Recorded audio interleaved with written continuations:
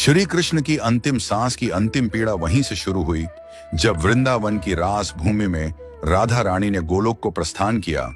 उसी क्षण से श्री कृष्ण के जीवन की ढलती संध्या आरंभ हो गई। उनके जीवन की सबसे गहरी पीड़ा राधा का विरह थी, पर यह उनकी एकमात्र पीड़ा नहीं थी।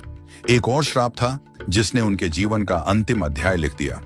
महाभारत का युद्ध समाप्त हो चुका था। कुरुक्षेत्र की भूमि पर केवल राख और रक्त शेष रह गया था।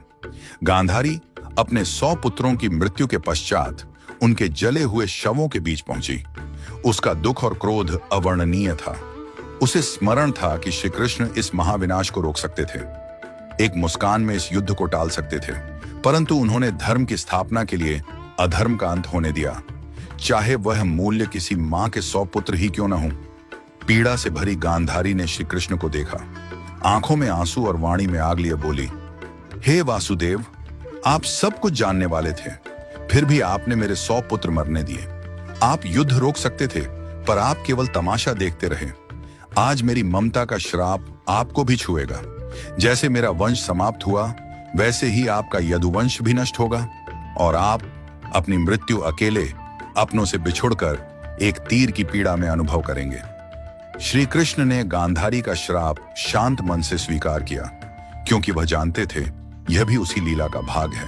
जिस न्याय को वह लेकर आए थे, उसी न्याय की अग्नि अब उनके अपने कुल को भस्म करेगी। गांधारी का श्राप, राधा का वियोग और यदुवंश का अंत, यही वह अंतिम चरण था जिसने श्री कृष्ण के मानवीय रूप को सबसे गहरे दुख से भर दिया। त्रेता युग का वचन। त्रेता युग में श्री राम रावण वध कर अयोध्या लौटे। राम राज्य की स्थापना के बाद एक संध्या को अयोध्या के समीप एक तपस्वी राक्षस आया। नाम था जरासुर। वह युद्ध नहीं चाहता था, केवल एक प्रश्न का उत्तर चाहता था। जरासुर बोला, प्रभु, आपने धर्म के लिए असुरों का नाश किया, पर क्या कभी ऐसा होगा कि मैं भी आपकी परीक्षा ले सकूं? क्या कभी मुझे अवसर मिलेगा कि मैं आपके मार्ग में अंतिम बाधा बन सकूं? राम मुस्कुराए। उन्होंने कहा, जब मैं द्वापर में श्री कृष्ण रूप में जन्म लूंगा, तब तू मनुष्य जन्म लेगा और उसी जन्म में तू वह अवसर पाएगा। तेरे ही हाथों मेरी लीला का अंत होगा। यह मेरा वचन है। जरासुर ने प्रणाम किया। उसे पता नहीं था कि यह वचन युगों बाद एक महान रहस्य का कारण बनेगा। यदुवंश का अंत और अंतिम विरह। समय बदला। द्वापर युग में यह वचन पूरा होने का समय आया। यदुवंश आपसी कलह से नष्ट हो गया। द्वारका उजड़ गई। सब कुछ समाप्त हो चुका था।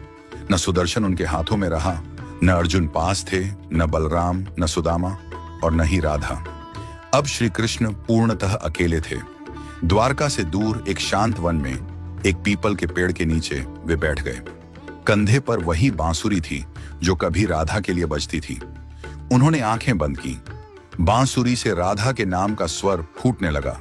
सुरों में वेदना थी, तड़प थी। राधा गोलोक में बैठी थी। जैसे ही यह स्वर वहां पहुंचा, राधा की आंखों से आंसू बहने लगे। उन्होंने देखा, कृष्ण अकेले हैं। प्रेम का वह ब्रह्म स्वरूप जो संसार को मोह से मुक्त करता है, आज स्वयं विरह में डूबा है। राधा ने हाथ बढ़ाया, पर छू नहीं पाई। गोलोक की रानी भी इस क्षण असहाय हो गई। राधा बोली, प्रभु, अब बस कीजिए, मुझे लौट आने दीजिए। मैं आपकी बांसुरी की धुन बनकर बहूंगी। पर यह अकेलापन सहा नहीं जाता। पर श्री कृष्ण मौन थे। सुर थमते गए। शाम उतर आई। पीपल का पेड़ जो वर्षों से साक्षी था, आज कृष्ण की अंतिम सांस का गवाह बनने जा रहा था। कृष्ण का मन जीवन भर का बोझ याद कर रहा था। जन्म जेल में, मां का स्पर्श भी अधूरा, बचपन राक्षसों के भय में, प्रेम मिला तो साथ नहीं निभा सका। हर अपना युद्ध में खो दिया। धर्म बचाया, पर अपना ही कुल नहीं बचा पाया।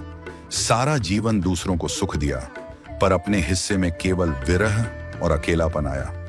उन्होंने बांसुरी उठाई, आखिरी बार होंठों से लगाई, फिर धीरे धीरे उसे तोड़ दिया, जैसे राधा की स्मृति भी उस बांसुरी के साथ पीपल की जड़ों में समा गई हो। दूर जंगल में शिकारी जर, वही जरासुर का पुनर्जन्म, शिकार ढूंढ रहा था। उसने पीले वस्त्रों की चमक देखी।